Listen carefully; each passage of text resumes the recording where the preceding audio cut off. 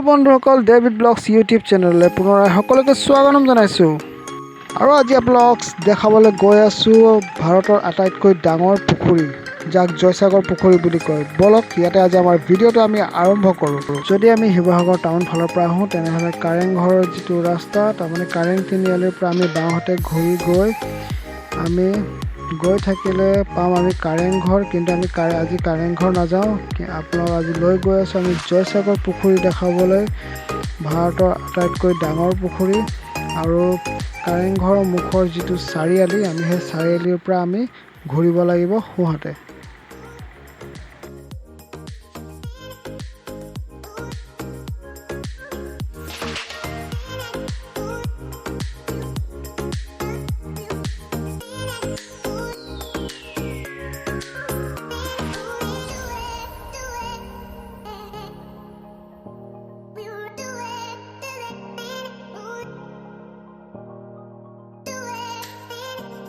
আৰু এই ৰাস্তাটোৰে পোনে পোনে আহি থাকিলে আপোনালোকে সন্মুখত দেখা পাব শিৱসাগৰ মহাবিদ্যালয়ৰ তোৰণখন। আৰু এই তোৰণখনৰ তলদি পাৰ হৈ গ'লেই আপোনালোকে সন্মুখত দেখা পাব শিৱসাগৰৰ ঐতিহ্যমণ্ডিত জয়সাগৰ পুখুৰীটো, আৰু তাৰ লগতে আছে বিষ্ণুদৌল, যাক জয়দৌল বুলি কোৱা যায়।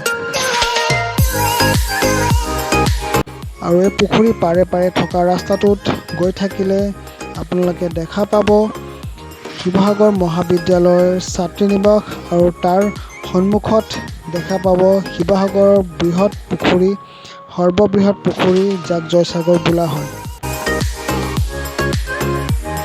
এই ৰাস্তাটোৱে আগুৱাই গৈ থাকিলে আপোনালোকে দেখা পাব শিৱসাগৰ মহাবিদ্যালয়, যাক জয়সাগৰ কলেজ বুলি কোৱা যায়।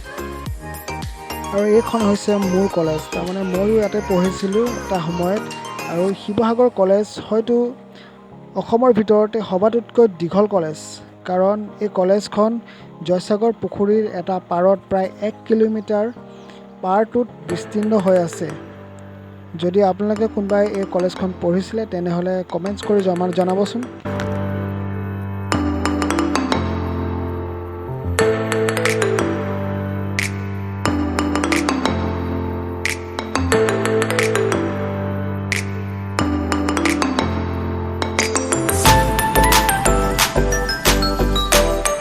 বৰ্ষৰ ভিতৰত আটাইতকৈ ডাঙৰ বুলি জনাজাত জয়সাগৰ পুখুৰীটো 1697 চনত স্বৰ্গদেউ ৰুদ্ৰ সিংহৰ মাতৃ জয়মতী কুঁৱৰীক লালুকখোলা বৰফুকনৰ মন্ত্ৰণাত ল'ৰা ৰজা চুলিকফা স্বৰ্গদেৱে চাওডাঙৰ হতুৱাই শাস্তি দি মৰোৱা ঠাইত জেৰেঙা পথাৰত পুখুৰীটো খন্দোৱা হৈছিল।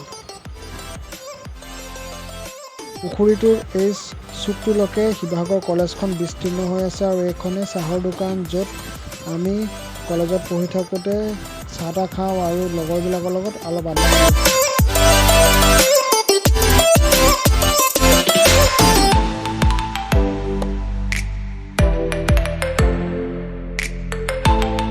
জেৰেঙা পথাৰ, য'ত কটকৰা গছত সতী জয়মতী কুঁৱৰীক শাস্তি দিয়া হৈছিল, তাতে তেওঁৰ পুত্ৰ ৰুদ্ৰ সিংহই তেওঁৰ মাতৃৰ স্মৃতি চিৰযুগমীয়া কৰিবলৈ এই পুখুৰীটো খন্দাইছিল।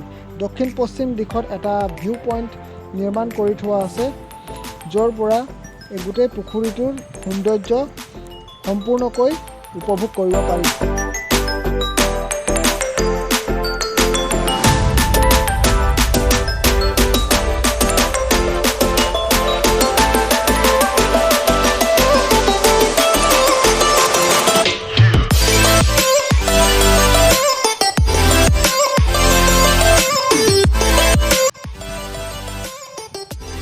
হৈছে স্বৰ্গদেউ ৰুদ্ৰ সিংহ উদ্যান। আৰু বলক আপোনালোকক ভিতৰলৈ লৈ যাওঁ আৰু আপোনালোকক দেখাওঁ ভিতৰত কি কি আছে।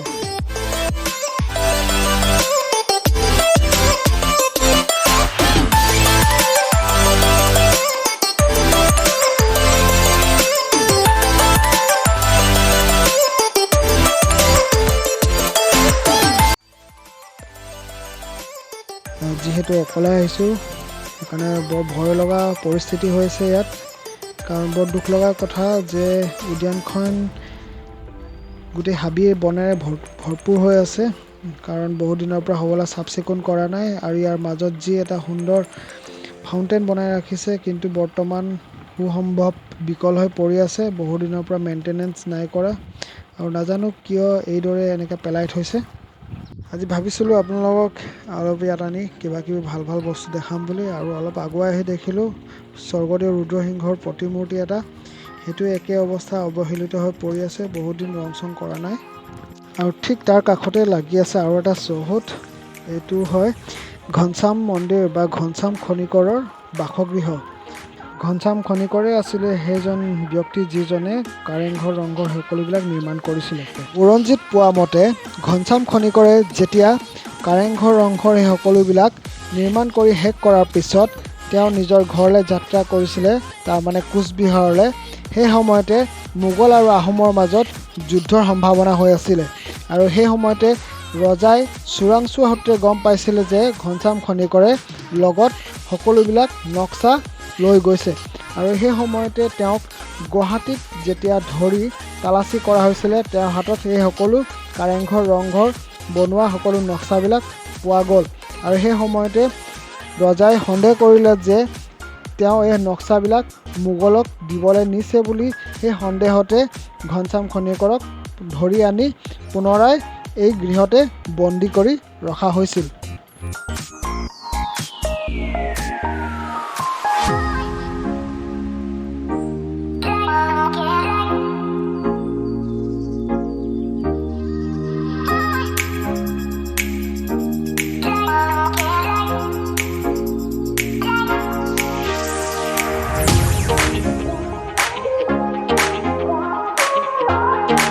এই দৌলটোৱে হৈছে বিষ্ণুদৌল বা যাক জয়দৌল বুলি কোৱা যায়।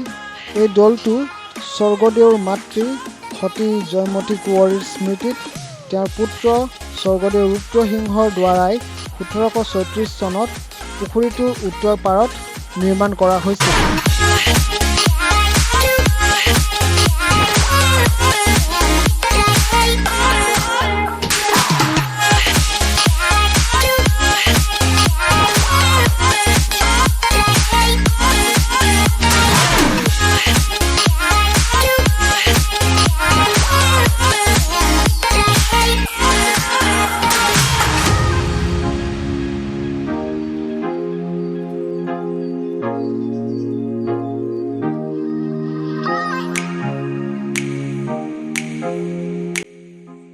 প্ৰিয় বন্ধুসকল, আজি এই সময়তে আপোনালোকক আৰু এটা জেগাত লৈ গৈ আছোঁ। প্ৰথমে গেটখন খুলি লওঁ, আৰু এইটো এনেকুৱা এটা জেগা য'ত খুব কম মানুহে আহে আৰু খুব কম মানুহে এই জেগাটোৰ বিষয়ে জানে, আৰু এইটো হৈছে ফাকুৱা দৌল।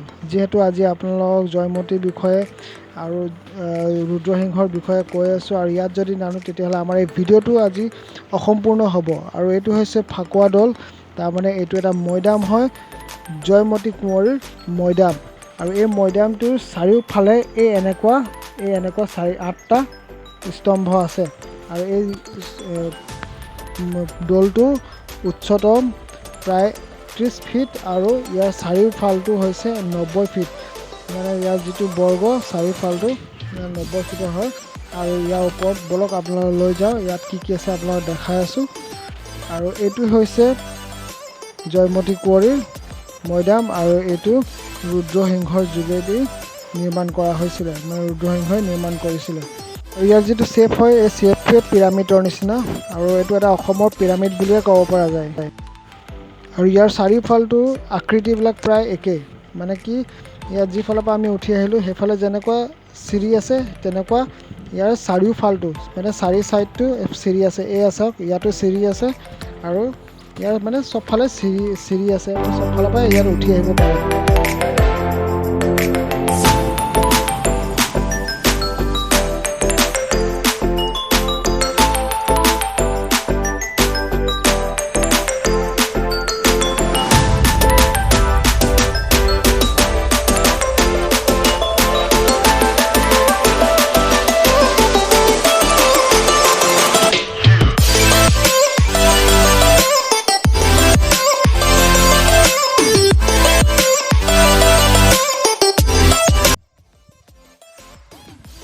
গতিকে এইটোৱে হয় ফাকুৱা দৌল। গতিকে যিফালে আমি আহিছিলোঁ পুনৰাই সেইফালে আমি আকৌ নামি যাওঁ। আৰু এই ভিডিঅ'টোৰ জৰিয়তে আহোম সাম্ৰাজ্যৰ স্বৰ্গদেউ ৰুদ্ৰ সিংহৰ বিষয়ে, সতী জয়মতী কুঁৱৰীৰ বিষয়ে আৰু কিছুমান শিৱসাগৰৰ স্থান আপোনালোকক দৰ্শন কৰালোঁ। যদি এই ভিডিঅ'টো চাই ভাল লাগিছে তেনেহ'লে চেনেলটো ছাবস্ক্ৰাইব কৰিব, কমেণ্টছ কৰিব, আনৰ লগত ভিডিঅ'টো শ্বেয়াৰ কৰিব আৰু পুনৰাই লগ পাম এটা নতুন ভিডিঅ' লৈ। ধন্যবাদ।